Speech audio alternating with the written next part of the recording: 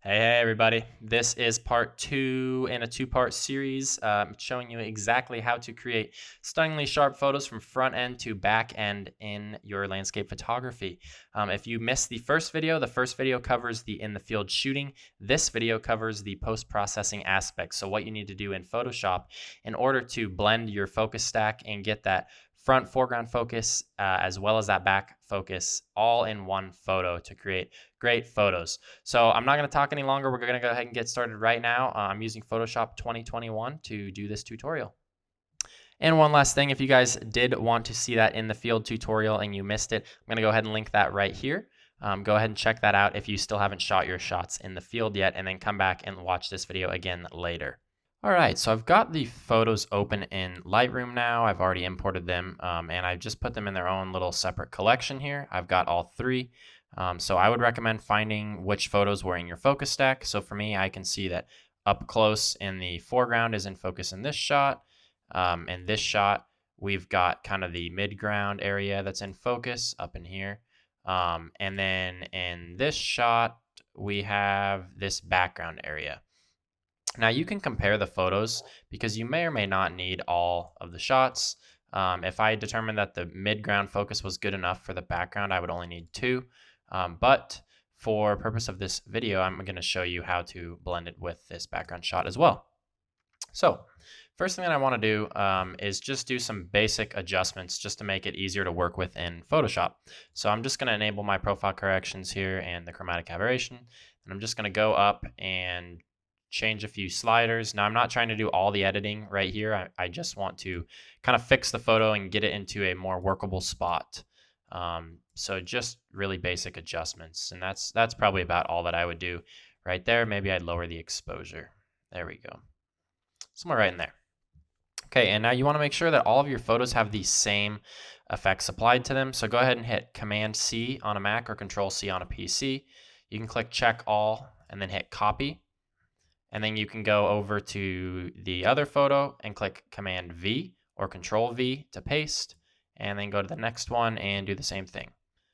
Control V or Command V. So now you can see that all 3 photos have the same exposure values and everything like that.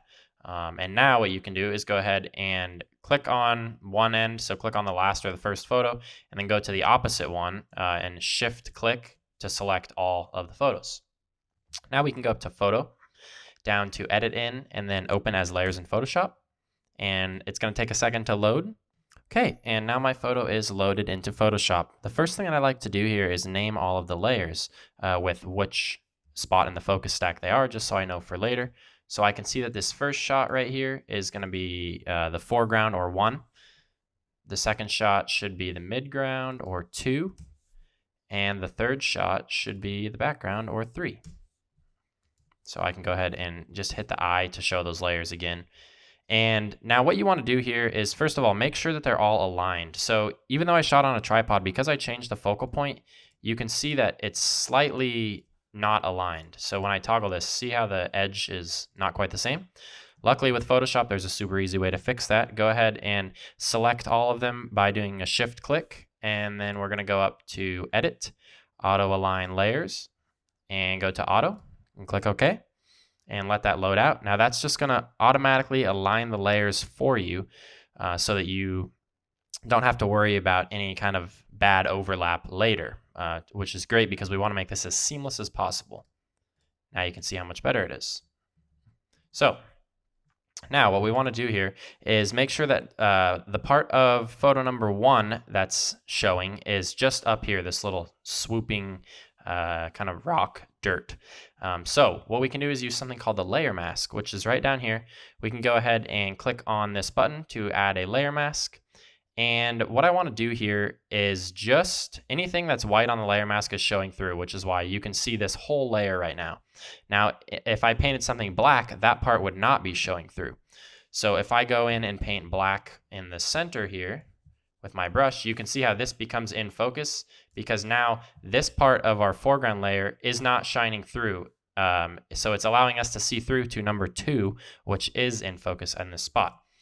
Now, what I usually like to do is invert this layer. So hit Command I, Control I on a PC, and that's going to hide that whole first layer. Then I'm going to go to my brush tool. You can hit B to select your brush tool.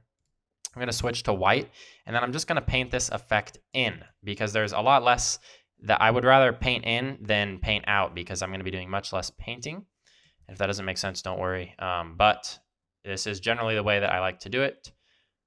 So I'm just going to get these, and I'm going to go back and refine the edges.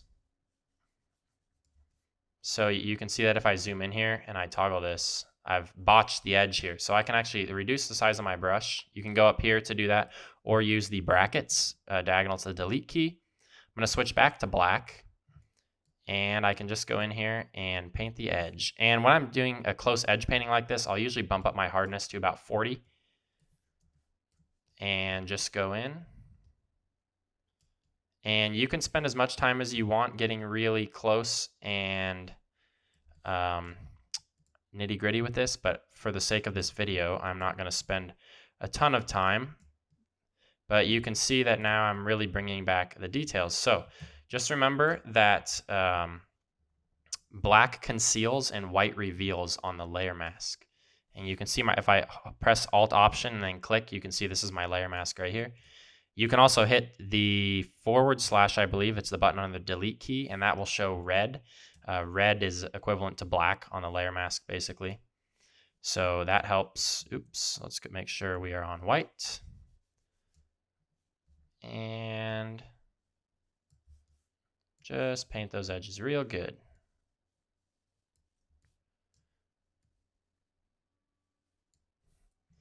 All right, we'll lower the size of our brush. Oops, paint it over the edge. You can hit Command Z to quickly go back. If you paint over an edge, and I want to make sure that I paint this in. Perfect. So now you can see that our foreground is in focus. So we're already better off than we were before, because this rock is now in focus in the foreground, as well as this background rock. So remember, this is what it looked like before. So now we have everything in focus here. And now the last thing is I'm going to zoom in using Command plus on this background. I'm going to hide this middle layer. You can see that this is more in focus in our background layer. So what we want to do is do the same thing on layer 2. And we are going to go ahead and use a layer mask here. And let's go ahead and just paint black where we want the effect to shine through. So where we paint black is where it will come in focus in the background. So I can do this. And there is many ways that you can use some kind of edge selection tool and really kind of get more accurate along the edges here of this rock, but I'm not too concerned about it. The nice thing is that even if I paint over the edge here, you can see that this rock still stays in focus pretty well, just because this big rock here versus these background rocks, they're both pretty far out focus for the camera. So don't worry too much about painting over the edges. As you can see, it's not really hurting me much. And I'm going to go ahead and paint over here.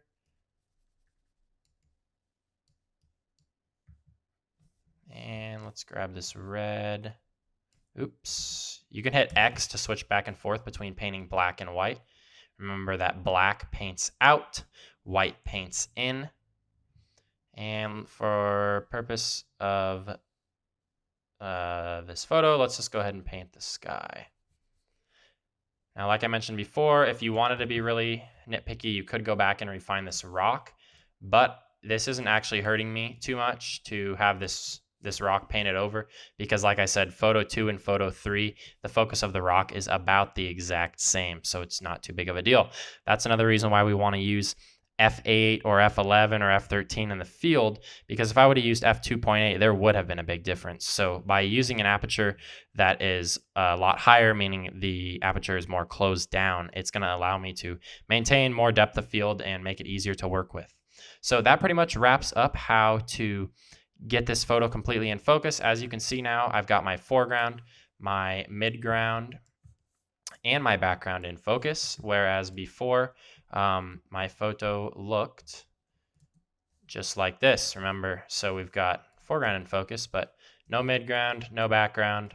So This is a great technique because it's going to look really nice if you were to print this up, whereas if you just had this first photo, a print wouldn't look very nice because the edges are soft. So really hope this was helpful for you guys. Let me know if you have any questions, but that pretty much wraps up the post-processing aspect of how to get your photos sharp from end to end.